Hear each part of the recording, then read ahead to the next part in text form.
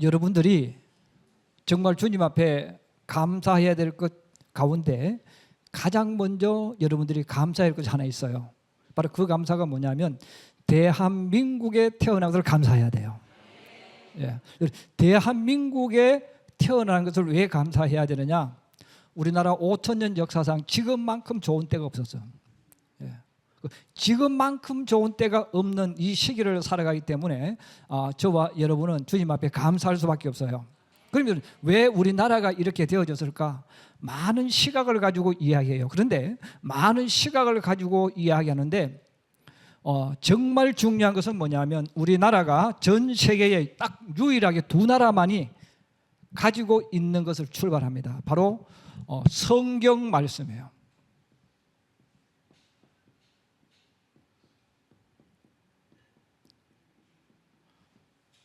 그래서 대한민국의 헌법이 성경 말씀으로 되어 있는 거예요. 전 세계에 성경 말씀이 헌법으로 되어져서 만들어진 나라는 딱 두 나라입니다. 미국과 대한민국. 그래서 여러분 전 세계에서 가장 자유로운 나라가 어디일까요? 미국과 우리나라입니다.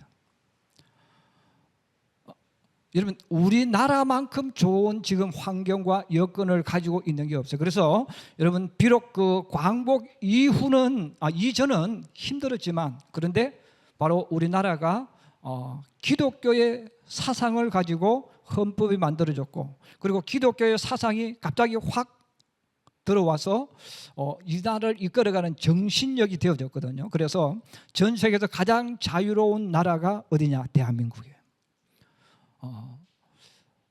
이제 특히 이제 저희 세대부터는 사실 어릴 때부터 계속 들었던 이야기가 있어요. 선진국은 어디입니까? 미국 빼고 유럽이죠. 그럼 유럽 어떤 나라가 선진국이에요? 영국, 프랑스, 독일, 스페인, 이탈리아. 그렇죠. 그런데 여러분 지금 스페인에서 젊은 청년들이 사라지고 있어요. 영국에도 젊은 청년들이 그 나라에서 유능한 인재들이 탈출하고 있어요. 독일도 마찬가지예요. 제 이야기가 아니고 그들 나라에서 온 사람들이 하는 이야기입니다. 그럼 여러분 우리가 선진국이라고 생각했던 그 나라가 행복한 나라였는데 정말 부러운 나라였는데 반대가 되고 있어요. 그래서 그들이 어디로 많이 가느냐 하는데 첫째는 미국, 또 하나는 우리나라로 많이 온대. 왜 우리나라에 올까요? 이 나라는 그래도 아직까지 괜찮다는 뜻이에요. 그래서 우리나라에 오는 그 젊은 공부하러 온 외국인은 그 나라의 엘리트들입니다. 왜 그러냐면 1950년대, 60년대, 70년대 대한민국을 떠나서 미국에 간 우리나라 젊은이들은 누굽니까? 대한민국의 엘리트들입니다.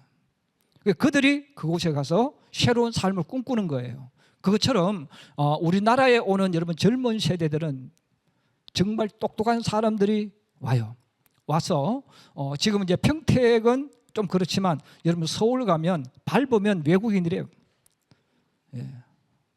밟으면 외국인들이. 근데 나이 드신 분들이 오는 게 아니고 젊은 층들이 막 옵니다. 오는 이유는 그들이 봤을 때는 아직 대한민국이 좋다는 겁니다. 다르게 말하면 비전이 있다는 거예요.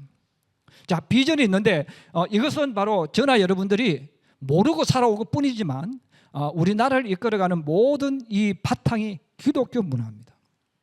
기독교 문화이기 때문에 지금 우리나라의 많은 사람들이 누구를 제일 많이 공격하냐면 교회를 공격해.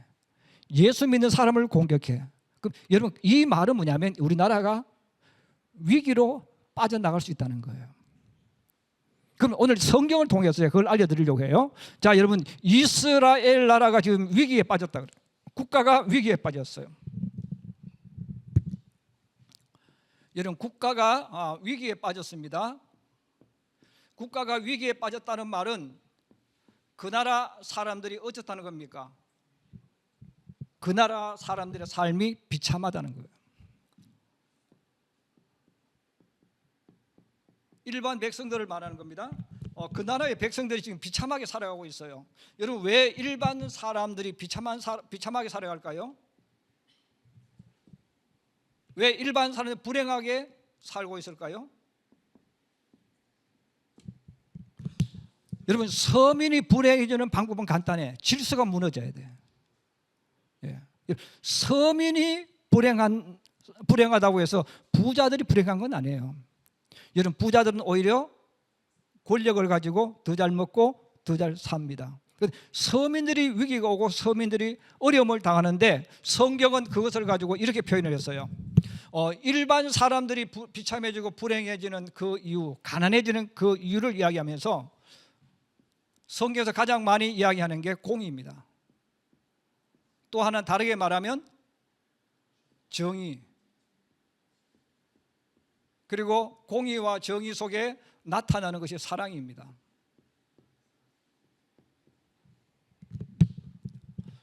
여러분, 정의가 무너지고 공의가 무너지면 누가 불행할까요? 힘없는 백성이 불행한 거야.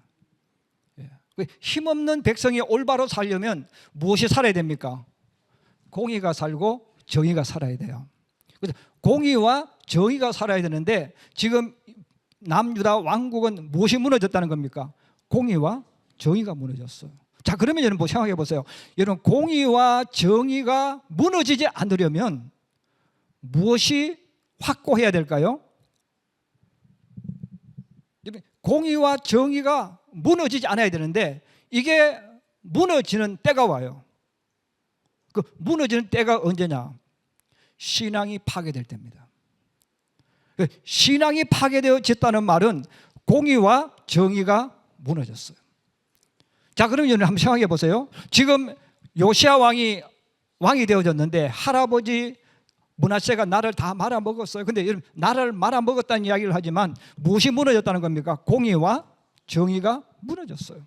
그래서 권력 있는 사람은 권력 가지고 착취해도 아무도 말하지 않아요. 재판이 무너졌어. 여러분, 재판을 해서 무너졌는데 누가 빼앗기는 사람입니까? 가난한 사람이 빼앗기는 거예요. 힘없는 사람이 빼앗기는 거예요. 자, 이렇게 공의와 정의가 완전히 무너져버린 그 시대가 언제냐면 므낫세와 그 아들 그리고 어린 이 요시야가 왕이 되어졌을 때예요. 자, 이 요시야가 왕이 되어졌을 때 그럼 왜 공의가 무너졌을까? 왜 정의가 무너졌을까? 바로 신앙이 파괴되어졌다는 겁니다. 자, 그러면 보세요. 그러면 여러분, 이스라엘 백성들, 자, 이스라엘 백성들의 신앙이 왜 파괴되어졌을까 하는 거예요. 이스라엘 백성들의 신앙이 왜 파괴되어졌을까? 신앙이 파괴되어지면 그들이 불행해지잖아요. 신앙이 파괴되어졌다는 말은 무슨 뜻이냐면 말씀이 사라졌다는 겁니다. 그래서 여러분, 하나님 말씀이 사라지면 신앙의 파괴가 와요. 그럼 말씀이 파괴되어지면 여러분 무엇이 없어지는 겁니까? 여러분, 말씀이 파괴되어지면 무엇이 찾아와요? 예배가 문제가 생기는 거예요.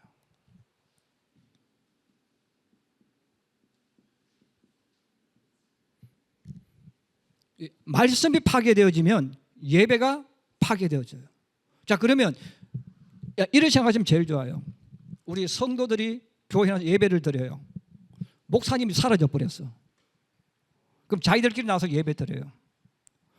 1년, 5년, 10년, 20년, 30년. 여러분, 그러면 예배가 어떻게 될까요? 엉망이겠죠. 말씀도 사라진 거예요. 자, 우리끼리 와서 찬송하자, 우리끼리 기도하자, 그럼 가버리는 거예요. 자, 그래서 이 요시야 시대에 국가가 위기에 온 그 이유는 바로 일반 서민들의 삶이 너무 힘들어졌고 일반 서민들이 하나님을 한탄하는 거예요. 그 이유는 정의와 공의가 사라졌는데 이것은 바로 신앙이 파괴되어졌고 신앙이 파괴되어졌다는 말은 예배가 파괴되어졌습니다. 그래서 예배가 파괴되어졌기 때문에 찬송을 하지만 기도를 하지만 하나님하고는 아무 상관없어. 여러분, 찬송, 기도, 예배의 가장 중요한 것은 하나님을 만나는 거예요. 근데 하나님을 만나는 게 사라지고 야, 우리끼리 위로받기 위해서 노래하자. 우리끼리 뭐 위로하고 야, 우리끼리 안 하면 벌 받으니까 그럼 우리끼리 모여서 뭐 하자. 하나님 없이도 얼마든지 할 수 있어. 자, 그래서 이 요시아 시대에 바로 신앙이 파괴되어졌고 하나님 말씀이 사라졌기 때문에 예배가 사라졌어요. 자, 그러면 이 말은 무엇을 이야기하냐면 이스라엘 백성들을 이끌어갔던 신앙의 리더자가 사라졌다는 거예요.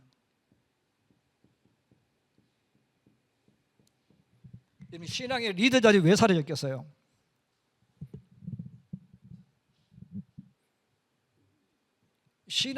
신앙의 리더자 제사장들이 사라졌어. 다 도망가 버렸어. 레위인들이 다 도망가 버렸어. 그럼 제사 드릴 수 있어요, 없어요? 없죠. 그럼 왜 도망갔을까요? 자, 일반 사람들이 너무 살기 힘들어졌어. 너무 살기 힘들어지니까 11조를 했을까요, 안 했을까요? 안 한 거예요. 11조를 하지 않았어요. 근데 그들은 우리 먹고 살아야 되니까 11조를 어떻게 해? 그 11조를 하지 않았어요. 그런데 여러분 11조를 하지 않으면서 그들은 이유를 찾아내는 거예요. 지금 너무 힘드니까. 그런데 여러분 11조를 하지 않았다는 말은 하나님 말씀에 불순종했다는 생각을 못하는 겁니다. 내가 너무 살기 힘드니까 그럴 수 있지 뭐. 내가 조금 돈 벌면 할 수 있지. 자, 그럼 보세요. 이스라엘 백성들이 11조를 하지 않았어요. 자, 11조는 여러분 왜 하나님께서 11조를 하라고 하셨을까요?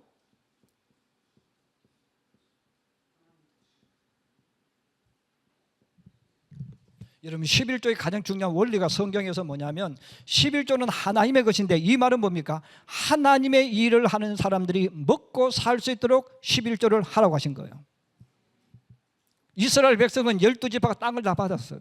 그래서 각 지파별로 땅을 나눠줬어요. 그런데 제사장 지파와 레위 지파는 땅을 나눠줬습니까? 안 줬습니까? 안 줬습니다. 왜 안 줬을까요? 이스라엘 백성들은 11조가 그들의 기업이에요. 그들의 몫이에요. 근데 11조를 내야 되는 이스라엘 백성들이 도망 다 가버린 거예요. 안 내버렸어. 그럼 안 내버리면 제사장들이 여러분 어떻게 해야 됩니까? 11조를 성도들이 안 가져와. 자기 몫을 못 받았어. 그러면 제사장들이 도망가 버리는 거예요. 그 도망간다는 말이 이상한 말인데 먹고 살기 위해서 다른 일을 해야 돼요. 레위인들도 다른 일을 하는 거예요. 그러면 여러분 생각해 보세요. 제사장들이 사라져 버려요. 신앙의 리더자들이 사라져 버리니까 그나마 있던 신앙도 다 파괴되어지는 거예요. 자, 다 파괴되어지니까 더 말씀이 사라지고 예배가 사라지는 겁니다. 자, 예배가 사라지면 무엇이 사라지냐면 공의와 정의가 사라지는 겁니다. 그래서 공의와 정의가 사라져 버리니까 또 백성은 더 힘들어졌어. 이게 어느 게 먼저냐가 아니고 수레바퀴 좀 계속 돌아가는 겁니다.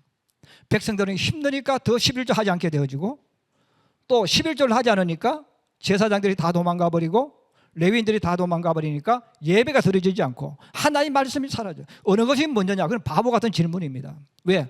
어느 것이 먼저였던 간에 계속해서 안 되어지는 거야. 안 되어지니까 유대 나라가 하나님을 믿는 나라인데 하나님 말씀이 사라져 버린 거예요. 여러분 나라가 살려면 가장 먼저 해야 될 것이 있어요. 여러분 백성들이 올바로 되어지려면 국가가 아름다워지려면 반드시 해야 되는 것이 있습니다. 바로 공의와 정의입니다.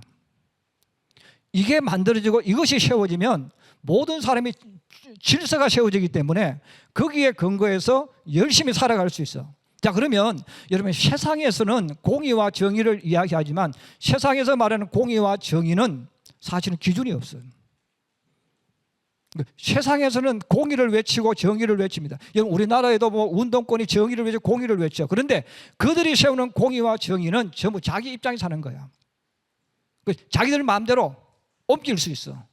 그런데 여러분 하나님 백성들에게는 옮겨질 수 없는 공의와 정의가 있어요. 바로 하나님의 공의입니다. 하나님의 정의입니다. 그래서 하나님의 정의와 하나님의 공의는 성도들의 삶을 통해서 나와야 되는데 그러면 성도들이 하나님을 잃어버린 거예요. 하나님을 잃어버린 성도들이 이런 공의가 나올 수 있겠어요? 정의가 나올 수 있게 할 수가 없죠. 그래서 신앙이 병들어 버리면 그 사람이 가지고 있는 사상과 생각이 자기도 모르게 성경에서 떠나고 세속화되어 버립니다. 자, 세속화되어 버리면 예수 믿는 사람이 아니면 똑같아. 예. 근데 하나님을 만나고 은혜와 사랑이 풍성해지고 말씀이 그 속에 살아 움직이는 사람은 공의와 정의를 할 때 누구 앞에서 합니까? 하나님 앞에서 하는 거예요. 그래서 여러분, 세상에서 제일 정직해질 수 있을 때가 언제냐면 내가 주님 앞에 서 있을 때입니다. 그 사람이 교회에 얼마나 오래 다니냐 중요한 게 아니야. 목사인 저도 마찬가지예요. 저도 말씀을 떠나버리고 교회를 떠나버리면 세월이 지나가면 저도 모르게 세상 것이 들어오겠죠. 그럼 나도 모르게 세속화되어지는 거예요. 그러면서 입으로는 뭘 이야기합니까? 정의와 공의를 이야기하겠죠. 근데 정의와 공의가 뭡니까? 내로남불이지 뭐. 내가 하면 정의고 내게 유익되면 공의고 다른 사람이 하면 나쁜 거지 뭐. 여러분, 세상이 바로 그렇게 바뀌어진다는 거예요. 그래서 여러분, 영국이나 지금 독일이나 이런 나라의 가장 중요한 게 뭐냐면 그들은 기독교 국가예요. 근데 기독교 국가인데 그들에게 물어보면 무엇이 무너지냐면 지금 이게 무너지고 있는 거예요. 자, 공의와 정의가 무너지고 있으니까 오랫동안 잘 되어졌던 나라니까 굴러는 가. 이런 굴러는 가는데 문제는 삶이 점점 피폐해지고 힘들어지고 젊은 층이 그 나라를 떠나가는 거예요. 젊은 사람이 꿈을 가지고 있는 사람이 그 나라를 떠나간다는 말은 그 나라는 가면 갈수록 점점 비전이 없다는 거예요. 힘들어진다는 거예요. 자, 이와 같이 오늘 성경은 이스라엘 민족이 이걸 이야기해 줍니다. 자, 그동안에는 요시아가 어릴 때까지 이걸 몰랐어. 그런데 여러분, 이 요시아라는 왕이 얼마나 지혜로운 왕인가를 오늘 알 수가 있는 거예요. 왜 우리나라가 이렇게 어려울까? 왜 예배가 사라졌을까? 그래서 그가 깨달은 것이 있었다는 거예요. 그래서 오늘 성경에 보면 요시아 그 원인을 찾은 거예요. 여러분, 우리가 이 땅을 사는 동안에 내가 왜 내 가는 길이 이렇게 힘들고 어려울까? 내 인생이 왜 이렇게 꼬일까? 이런 것이 있어요. 그런데 여러분, 원인을 알지 못하면 자꾸 누구한테 말을 듣고 왔다 갔다 하는 거야. 근데 원인만 딱 알면 해답은 찾을 수 있습니다. 이게 해답을 찾을 수 있는 사람이 지혜로운 사람이고 현명한 사람이고 슬기로운 사람이에요. 우리 학생들 똑같아. 우리 학생들도 머리 나빠서 공부 못하는 사람 아무도 없어. 문제는 내가 공부를 왜 못하는가를 알지 못하니까 그래. 내가 왜 공부를 못하는 걸 알면 해답을 찾으면 그대로 하면 답이 나와요. 여러분, 똑같아. 여러분, 돈도 우리 많은 분들이 돈을 벌려는 욕심을 많이 가지고 있어. 근데 여러분, 돈 버는 방법 간단해. 책을 읽어보시면 간단하게 나와 있어. 여러분, 돈 버는 방법, 돈을 벌 수 있는 방법이 뭐예요? 여러분, 부자 되고 싶잖아요. 그래, 돈을 버는 방법이 간단해요. 여러분, 돈을 벌려면 어떻게 하면 됩니까? 예? 돈이 오는 길목에 서 있으면 돼. 이게 성경이 알려주는 거야, 이게. 예. 여러분, 물고기를 많이 잡으려면 어떻게 해야 돼요? 고기가 오는 곳에 딱 앉아 있으면 돼.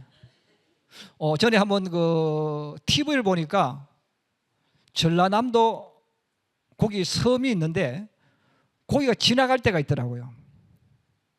근데 그 옆에 앉아서 물고기들이 막 떼거리를 지나가니까 그 옆에 앉아서 그냥 입 떠는 걸 뭐 뜰채를 가지고 가만히 있다가 고기 지나가면 떠리고 올리고 떠서 올리는데요. 어마어마하게 고기를 잡아요. 예. 여러분, 고기를 잡는 방법은 간단해요. 어디에 가 있으면 됩니까? 고기가 지나가는 길목에. 여러분, 곰도 알래스카 이런 곰을 한번 보세요. 연어가 올라올 때 곰들이 어디 가서 기다리고 있습니까? 연어가 올라오는 길목에 딱 앉아가지고 올라오는 놈만 잡는 거예요. 그죠? 돈을 왜 벌 수 있는지 답만 알면 그 사람 부자 될 수 있어. 신앙도 똑같은 거예요. 여러분, 신앙도 우리 모든 답 똑같습니다. 원인을 알면 답은 찾아낼 수가 있어. 근데 대부분은 원인을 몰라. 원인을 모르니까 답을 못 찾고 그냥 제일 어리석은 사람이 누구냐면 내가 답을 모르기 때문에 이 사람 말을 듣고 저 사람 말을 듣고 왔다 갔다 하는 거예요. 여러분, 한번 왔다 갔다 해보세요. 그 진 다 빼버립니다. 예.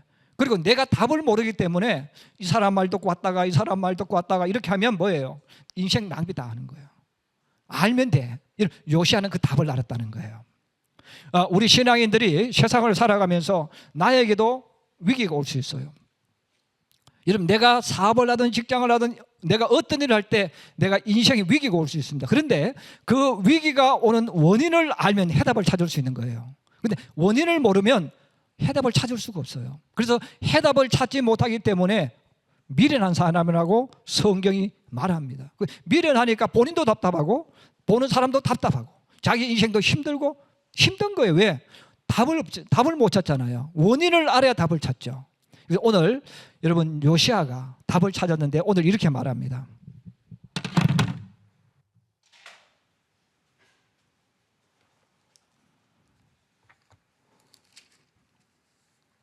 우리 하나님 말씀 보겠습니다. 13절입니다. 우리 한번 같이 보십시다. 시작. 너희는 가서 나와 백성과 온 유다를 위하여 이 발견한 책의 말씀에 대하여 여호와께 물으라. 우리 조상들이 이 책의 말씀을 듣지 아니하며 이 책에 우리를 위하여 기록된 모든 것을 행하지 아니하였으므로 여호와께서 우리에게 내리신 진노가 크도다. 여러분, 왜 국가가 위기에 왔을까요? 우리가 하나님 말씀대로 안 했다는 거예요. 그럼 하나님 말씀대로 안 했다는 이 말은 자기부터 하는 말입니다. 나부터 11조 낼 거야. 이스라엘 민족에 말하는 거예요. 여러분, 힘들죠? 어렵죠? 없죠? 그래도 11조 해요. 11조 해서 하나님께 드려. 하나님께 드리면 제사장들이 돌아와, 레위인들이 돌아와. 그리고 하나님 말씀에 순종하는 사람이 되는 거예요. 순종하면 레위인들이 돌아오고 제사장도 돌아와서 여러분들에게 제사를 올바로 가르칠 거라는 겁니다. 그리고 하나님 말씀을 올바로 가르쳐줘서 여러분들이 하나님 말씀대로 살도록 이끌어 줄 거라는 거예요. 왜 우리나라가 이렇게 어려워졌느냐? 왜 망하기 직전까지 갔느냐? 우리 할아버지가 말씀에 불순종했고 우리 조상들도 그렇게 살았기 때문에 지금 우리 국가가 위기 왔고 우리 서민들의 삶이 너무 힘들어졌다는 겁니다. 그래서 오늘 요시아가 그렇게 말하는 거예요. 우리 조상들이 이 책의 말씀을 듣지 아니하며 이 책에 우리를 위하여 기록된 모든 것을 행하지 아니했으므로 이곳에 왔다. 그래서 요시아가 하나님 말씀을 듣고 읽으면서 가슴을 찢으면서 그가 개혁운동을 해요. 여러분, 개혁이라는 단어는 성경으로 돌아간다는 뜻입니다. 우리가 살 방법은 간단해요. 여러분, 성경으로 돌아가는 겁니다. 하나님 말씀으로 돌아가는 겁니다. 여러분이 힘듭니까? 어렵습니까? 때로는 여러분들이 앞에 나타난 장벽이 있습니까? 여러분, 그때는 성경 말씀을 가지고 하나님께 돌아가야 돼요.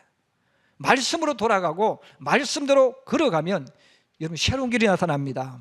하나님의 놀라운 역사가 일어나게 될 줄로 믿습니다.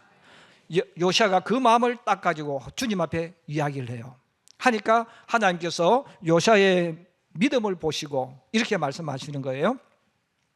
19절입니다. 우리 19절 한번 20절까지 봅니다. 시작. 내가 이곳과 그 주민에게 대하여 빈터가 되고 저주가 되리라 한 말을 내가 듣고 마음이 부드러워져서 여호와 앞 곧 내 앞에서 겸비하여 옷을 찢고 통곡하였으므로 나도 내 말을 들었노라. 여호와가 말하였느니라. 그러므로 보라, 내가 너로 너의 조상들에게 돌아가서 평안히 묘실로 들어가게 하리니 내가 이곳에 내리는 모든 재앙을 내 눈이 보지 못하리라 하셨느니라 하니 사자들이 왕에게 보고하니라. 아멘. 여러분, 예배가 사라졌어요. 말씀이 사라졌어요. 제사장들이 사라졌어요. 자, 그랬을 때 하나님께서 뭐라고 말씀합니까? 이 예루살렘이 멸망할 거야. 그리고 여기 너희는 멸망하는 게 아니고 온 세계로 포로가 되어서 노예가 다 끌려갈 거야. 그리고 너희가 이 땅으로 돌아올 수 없을 거야. 이 말씀을 하시는 거예요. 자, 이 말씀을 했을 때 요시아가 원인을 깨달았다는 거예요. 그래서 하나님 앞에 우리가 말씀으로 돌아가자. 그래서 먼저 우리가 하나님 말씀 그대로 하자.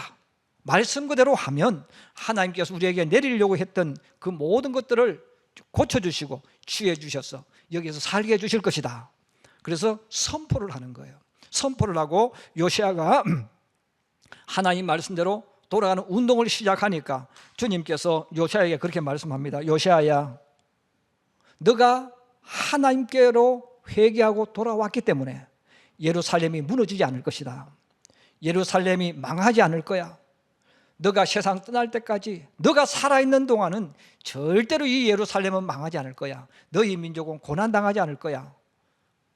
그러나 너가 죽고 난 이후에 너의 후손들이 어떻게 하는가에 따라서 내가 내리는 이 재앙이 지속될 수도 있고 안 올 수도 있다. 이 말씀을 해주셨습니다. 그렇습니다. 우리가 이 땅을 살아갈 때 여러분, 내가 예배가 내게서 사라지기 시작하고 말씀이 내게서 사라지면 지금은 보이지 않는데 내게 하나님이 말씀하신 심판이 오고 있다는 알아야 됩니다. 그래서 우리가 예배드리지 않고 여러분 얼마든지 살 수 있어요.